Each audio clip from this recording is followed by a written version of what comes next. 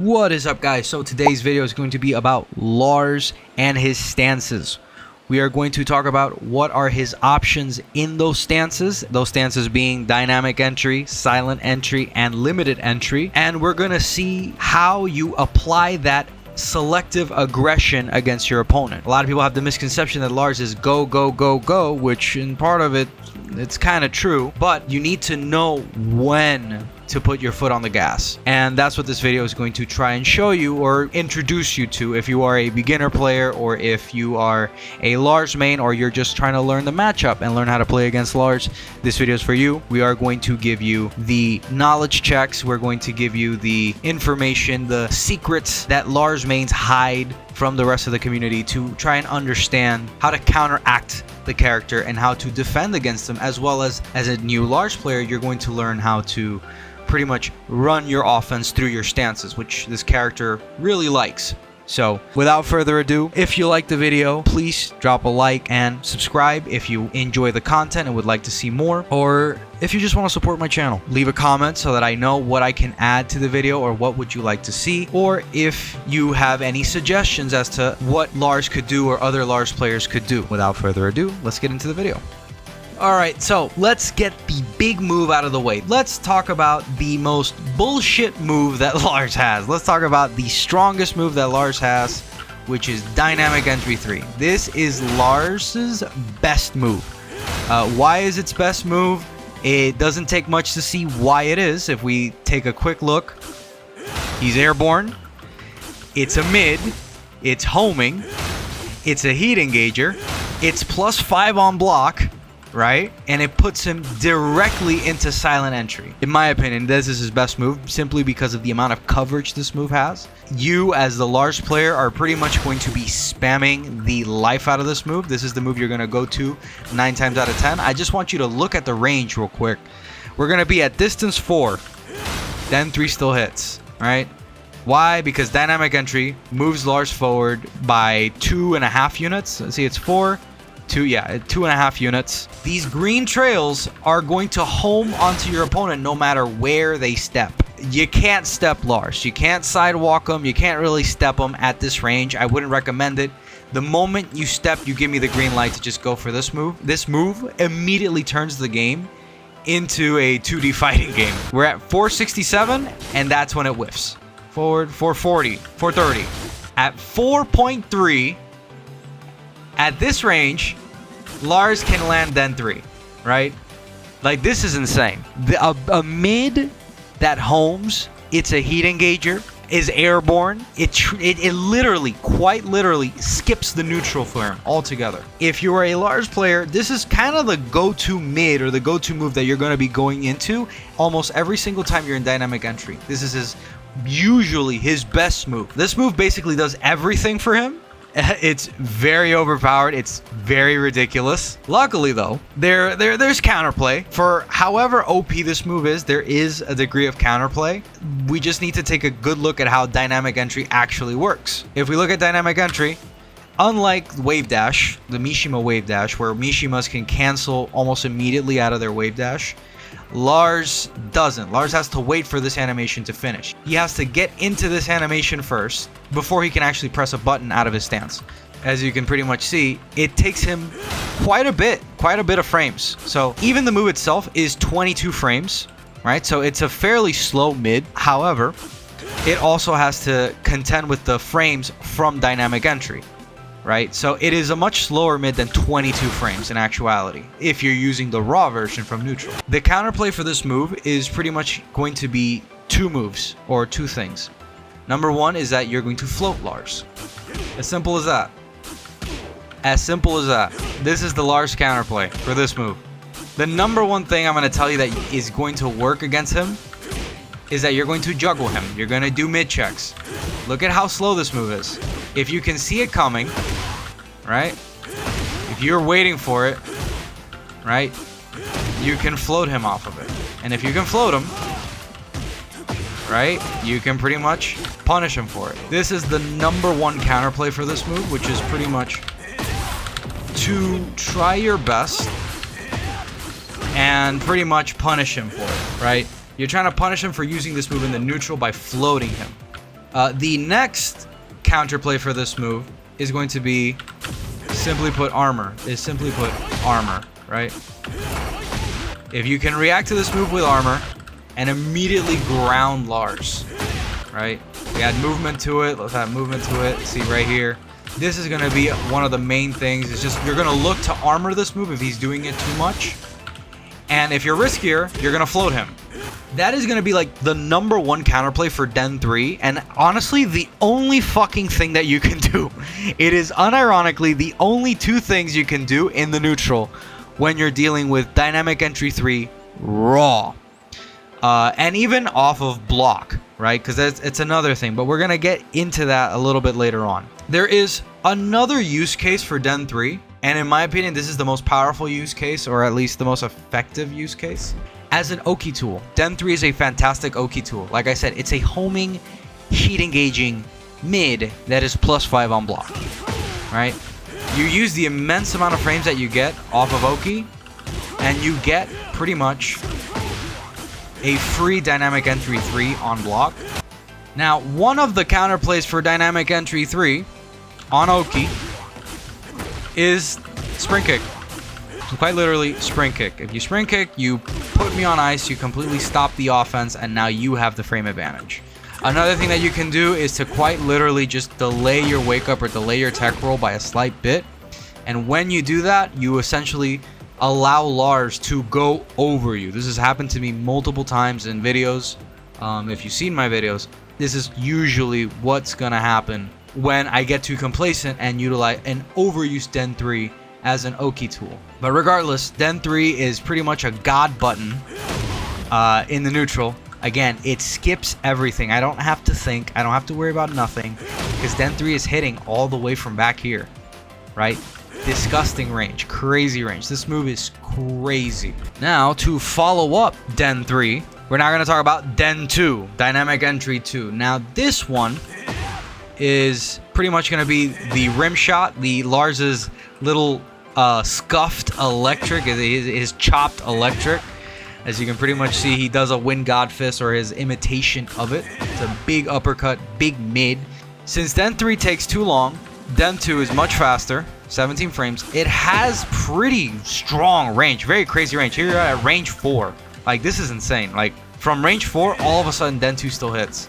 Like, you can literally all of a sudden, off a dime, just decide that you want to attack, and boom, he just rushes in with Den 2. Den 2 is an interesting move because it has a bunch of properties that Den 3 doesn't have.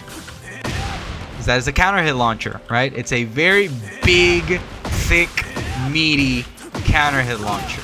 It's also -7, so it's relatively safe. You have to get a mix up afterwards. You can't really step and you can't really press buttons afterwards. But if the opponent doesn't know that, you don't have to worry about it. It also transitions into this neat little monkey flip. Now, this is more niche. Most people are going to know how to deal with this monkey flip. It's very simply, there are only 2 options that Lars can do from here, which is they're going to wait for either the grab, which is a 1+2 break, very easy, generous break, or they're just going to block so that they don't eat the mid, right? You're mostly going to see this move used in in Lars's combos. You're not really going to see a lot of people use it in the neutral. However, as a neutral tool, it is actually very strong. All right, now we're going to talk about Den 1. Now, Den 1 is pretty much going to be, if Den 2 and Den 3 were the big fuck-off mids that he tosses out in the neutral, Den 1 is the high poke. It's going to be the basic high poke that he tosses out to engage the opponent from very long range. This move, however, is not only handy because it's super fast, it's 11 frames off of stance, so it's much, much faster than the mids, but it also has an extension. And if you end up, sorry about that, and if you end up connecting, you get a heat engager with a 1-2. The weakness of the string, pretty obvious. It's a high. If your opponent sees it coming, or if your opponent gets a read on the fact that you're throwing out a lot of Den 1s, he is going to duck it. However, Dynamic Entry 1 has a neat little caveat, and that is it jails. As you can see, I'm holding down, right? I'm holding down back. In fact, I'm just gonna hold down, and it just jails, right? So if you don't duck the initial string, right, you can't punish it. It's very hard to punish because it is a jailing string. You have to see it coming, and most people are not going to see an 11 frame high coming out of nowhere. You pretty much just block the move and Lars loses his turn. That's the counterplay to Den 1-2. To further drive the point home, Lars is -4 off of the stance transition, and Den 1 still tracks him to the right, to his weak side. So if you this is interesting because with off of down forward 3, 1 + 2 fucking hits. And then down forward 1-1, it doesn't hit if you sidewalk right. So as you can see, the tracking is very weird. You're not gonna want to try and step this move, right? Because it just has good tracking, right? This move just has phenomenal tracking to both sides. So you either want to duck it and see if you can punish it. I don't really recommend that. So what you're going to choose to do is pretty much just hold it, and now you're +6, right? And they can't backdash, they can't sidestep. Lars has to eat a mix-up because he did that move and you blocked it. Now we're going to talk about Den 1 + 2. And when you combine both punches together, Lars gets this insanely fast 12 frame extremely long range launcher. It's a gigantic high. It's very big. This is a huge whiff punish that he has available to him. It's insanely fast, and it's a bit of a knowledge check. It's a very interesting knowledge check because it leaves him crouching in their face at -10. So the only way they're going to punish this move is if they dig jab. They cannot punish this move with a jab.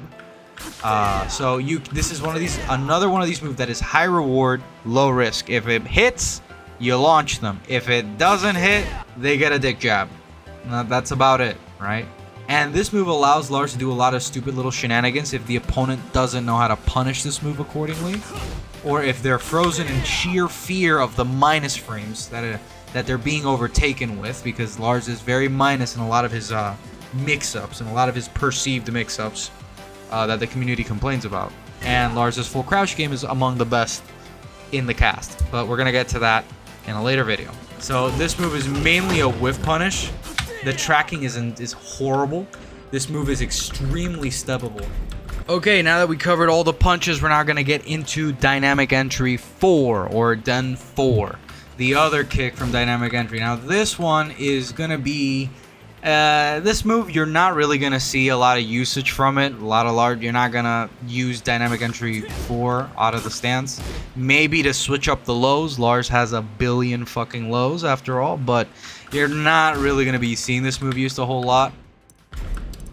It is a fairly slow low for very little rewards. You only really get is +3 frames in limited entry. You don't really get much from it. You don't really get a whole mix-up. Lars actually has this move tied to his jab, so he can do it off of his jab, right? That is the only real use case I see this move being helpful, because other than that, this is a 23 frame low, so it's fairly seeable for the hardcore player. So if you're pulling this move out, you're usually going to get low parried. So you're not using this low too much or too often for that very reason. It's one of his weaker moves. It's unironically kind of safe. It's -12. However, it's very seeable. So if they go for the low parry, which you should be going for low parries against Lars, you're going to eat 40 damage for throwing out this low. So it's a bad low. From going from one of his worst buttons, now we're going to go to one of his best buttons again, and we're going to Den 3 + 4, the infamous back turn arm cross stance Power Ranger fucking stomp. This is definitely one of his better lows, mainly because, as you can see, the frame data is a frame faster than Den 4. Why would I use Den 4 when I can use Den 3 + 4? And Den 3 + 4 has a lot of usage because it has a lot of more properties that Den 4 doesn't have, right? It's -3 if you just do it by itself. The opponent doesn't know that though. But if you hold forward, now you're +4 in silent entry. And this is the main threatening low that you have in Dynamic Entry. The damage is also very solid. It does 21 damage. This does 14, right? So it's all around the low from this stance. And the unique property that sets it far apart from Den 4, it's that it's a counter hit, right? has counter hit properties.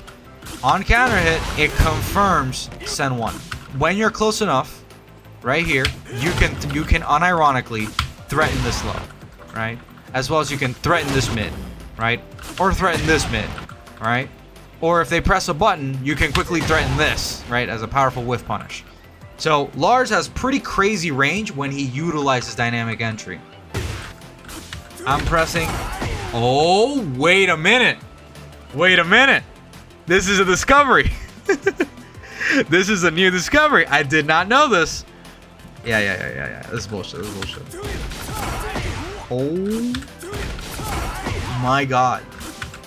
That is a 12 frame punish at +7. And Lars is armoring through it. Never mind. This is Lars's best luck. If you're thinking, oh, so then 3 + 4 is a counter hit, so it's -14, so that means it's punishable. Wrong. Den 3 + 4 has the very, very stupid quality of being a safe low. Very stupid quality. Safe how? Den 3 + 4 has a very unique feature that you can go into silent entry, and silent entry has a very funny, unique thing in season 2. This is a season 2 change. That is right. If you block the low, you're not safe. There's a very, very strong chance Lars is going to toss out this power crush from silent entry and keep himself safe. You take more damage than he does for blocking this low and trying to punish. That is why the #1 counterplay for all of Lars's lows, and whenever you're playing against Lars, it's to low parry.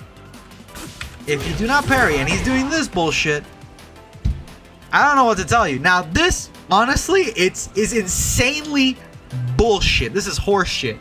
This character is horseshit because he can do this, and I find it hilarious. This is peak comedy for me. But I think it's a terrible thing that this character can get away with this. I think this is very bad. I think this is very, very bad. But it's a thing, and it's one of his best lows because of it. So that is an option that you as a Lars player can do. As the Lars opponent, what is the counterplay? I will repeat it once more. Low parry. I'm sorry, that is the best I can do. You know, like stepping, there's realignment, right? So stepping isn't necessarily like side walking. Isn't necessarily the best thing you can do because again, dynamic entry realigns like a motherfucker. And this low is atrocious. This is literally one of his best lows. And this low is gonna come back. We're gonna get back to this low real quick, but so far, yeah, dude, this game is fucking cooked.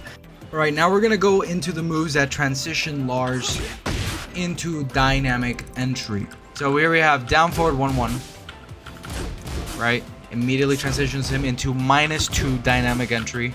Down forward 3, -4 dynamic entry. Down back 1 + 2. Hold down, transitions him into -6 dynamic entry. Forward 1, 2, 3.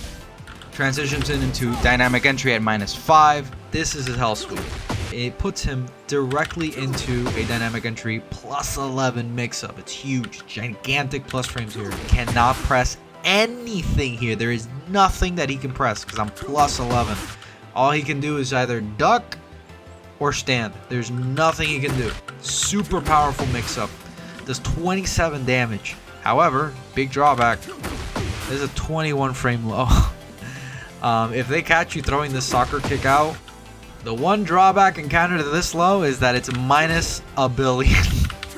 Literally just death on block, dude. Probably one of the more important lows that he has, but I don't recommend using it until you get very comfortable with him. Right? So these are all the dynamic entry moves. You're gonna notice a theme. Dynamic entry is minus as fuck. None of the mix-ups on block for dynamic entry are plus. They're all heavily minus, with the exception of down forward 1-1. Down forward 1-1 has a very fun interaction with jabs. Down forward 1-1. You saw that? Dynamic entry 2, Den 2, goes underneath jabs. It has certain active frames that make him go underneath jabs, even at -2. Sorry, my bad. Even at -2, right? So there's evasion baked into the moveset. It's very funny. Quite literally, there is nothing that I can press, right, that beats a very simple, very powerful down forward down forward 1, right? Nothing beats down forward 1. Down forward 1 is the best option that you have for whenever Lars tries to do any type of bullshit from dynamic entry. So the only real option that he has to interrupt you is heat burst. Other than that, even then, a lot of the times the heat burst isn't enough. With dynamic entry, you have options, right? You can go backwards. With silent entry, the heavy commitment stance, here you have no option other than to press a button. Every single move that puts you into silent entry, you have to press something. You cannot back out of it. We're going to start off with Sen 1, right? This is going to be your go-to move from silent entry. Every single Lars player is going to spam the life out of this move. It is a 12 frame mid with insane range, right? All the way over here. It hits, right? Because of silent entry. This move is an insanely powerful fucking Chidori. The only foreseeable weakness that this move has, and if you are predicting it, is to sidestep left, which goes completely against what you believe in Lars. With Lars, you want to sidestep right. By the way, it's only if he's minus, right? If he is doing it off of minus frames. If he's doing it off of +5, off of Den 1, no, you can't step. You're glued in place. You have to eat the mix. Sen 1 is basically your basic high committal, low risk, high reward move. You're tossing this move out with literally no risk. It is a heat engager. It is a wall splat. It's a mid that basically resets the neutral. Let's take a good look at look at the fucking distance. You're -6 at range 2.5. Sen 1 is pretty nasty for that reason. It's a very safe, high coverage mid. It's extremely safe, and it tracks to Lars' weak side, but not to his strong side. So that is the one weakness of the move. You can step it to the left. So if the Lars player that you're going up against is spamming Sen 1, you sidestep him left. All right, now we're going to go into Sen 2. Sen 2 is a Scourge. Remember Jin's Scourge from Season 1? Lars has it, and it's faster, and it's better. Since it comes off of a high committal stance, a lot of people think it's okay. I personally don't think it's okay. I think it's a little bit too fast. And yeah, this move is pretty much going to be the bane of your existence if you play against Lars. Because on normal hit, this move does 23 damage. That's already gigantic damage for a low. For a single hit low, that leaves him +6. While standing or in a crouching state, Lars, I don't know if I've said this before, but Lars has one of the best crouch games in Tekken 8. Hold on. Okay, yeah, it is sidesteppable right. It is steppable. It doesn't track all that good. It is also a counter hit launcher. Right there, right then and there. It does 20 damage on hit, and it's basically a counter hit launcher, right? Lars gets pretty much just full wall carry, easy wall carry, gigantic damage right off of Sen 2. Counterplay is to step him, right? There is a caveat to this, however. You have to step him to the left. When Lars is in silent entry, you step him to the left. The mind game is that, okay, you did entry, I'm going to step your low, right? No, you're not. You're not stepping. Who said that you could step? You're glued on my screen. You're glued in front of me. You cannot step. You have to pick between either insanely fast, unseeable mid, or insanely fast, unseeable, high, very powerful low. That's the essence of Lars. That is the main problem with Lars that he brings to the table as a character. Okay, now we're gonna talk about the move that we showed alongside Dynamic N3 3+4, which is the very infamous Sen 1+2. This is a Season 2 special. This move is a Power Crush from Silent Entry that is 14 frames. This move alone is the single reason why you have to respect the Silent Entry mix-up on block, no matter what. This move creates a situation where all of a sudden now, the Silent Entry mix-up from down forward 2, you have to respect it. Do you see the pushback? I'm -7, but do you see the pushback? You can't punish me. It's an armor move that is all of a sudden made safe because you hit me. Do you see what I'm talking about? Do you understand why this is an insanely powerful move? The only thing that you can do is either A, block it, he is -14, or the same thing as Sen 1 and Sen 1+2, sidestep left. In terms of applications and when do you use this move, quite simply, you only use this move whenever they block one of your stance transitions that is minus on block, like down forward 2, forward 1-2, forward 2-1, down back 2. Right? Whenever they block these moves that put you into Silent Entry, if they disrespect your frames in Silent Entry, that's when the Power Crush comes into play. Now we have Sen 3. Sen 3 is simply put a 14 frame mid launcher that he can just toss out. It's a mid launcher that he tosses out off of a low profile stance.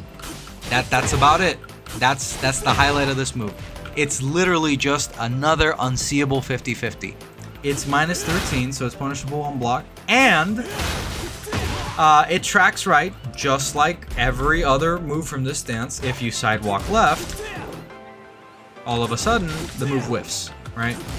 So it follows the general pattern of every move in Silent Entry, right? Off of this, you just have to eat the mix. You literally just eat the mix. Do not press anything. This is just too much. This mix-up is too much. Off of this, however, you have options. The whole counter for this, and all the other Silent Entry moves, right? The whole counter for that is sidestep to the left. Don't sidestep right in Silent Entry. Sidestep to the left. Now we're going to get into Sen 4, right? This move is another Season 2 special. It's a homing high, which, you know what? That's perfectly fine. It is +4 on block, which, again, it's a homing high attack in a high committal stance, and it's 17 frames, right? You know what? That's fine. Generally, that's fine. If you end up ducking this move, you pretty much just get launched, right? So this move is good. Unironically, this is probably the most balanced move in Lars' stance repertoire. This is by far the most balanced. It's not complete ass like Den 4. It's not busted like Den 3+4, Den 3, Sen 1, fucking Sen 2. This is probably the most balanced one out of all the moves, right? And it has a very specific use case. It's basically, are they stepping me in Silent Entry? You're stepping to the left? Eat a dick. You're holding block? Okay. I'm +4. It's my turn again. I get frame trap you into down forward 2. Like, that is like the whole point of Sen 4, right? It's very specific and has very clear counterplay. Simply duck and blow him the fuck up because he has insane recovery frames after the move. If they're stepping you, toss it out, right? That's pretty much it. That is the only time you toss that move out. And now finally, we have Sen 3+4. This move is essentially doing what Sen 4 does, but it's doing it with a mid-mid, right? It's a mid-mid, 13 frame mid-mid that leaves them in neutral, right? You're both 0 here. However, you're crouching and I'm standing. That's a knowledge check. So if you decide to mash anything that is not a dick jab, you are eating Lars's G-Clef, or you're eating Lars's 2-1 punish into a 50-50 mix-up. This move, it can be a little bit stupid. It could stand to get nerfed. Oh, I see the issue here. Yeah.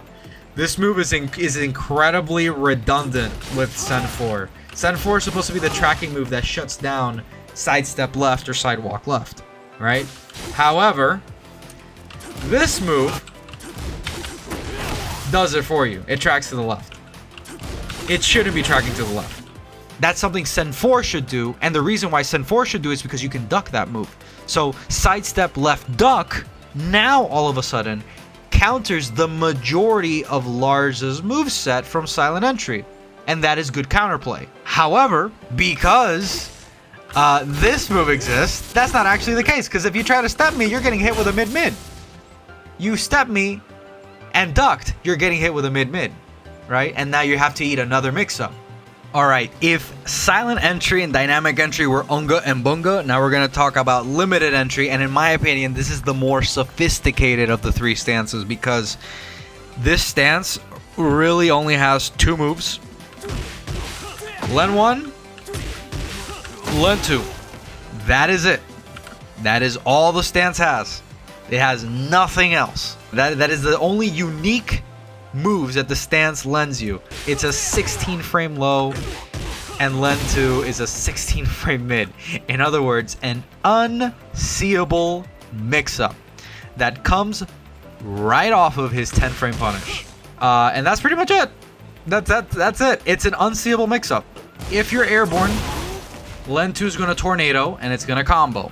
So, much like silent entry, if you sidestep to the left, Len 1 and Len 2 are going to whiff minus. If the opponent insists on implementing a limited entry mix-up while he's minus, it's a whiff. However, if he is plus, you cannot step.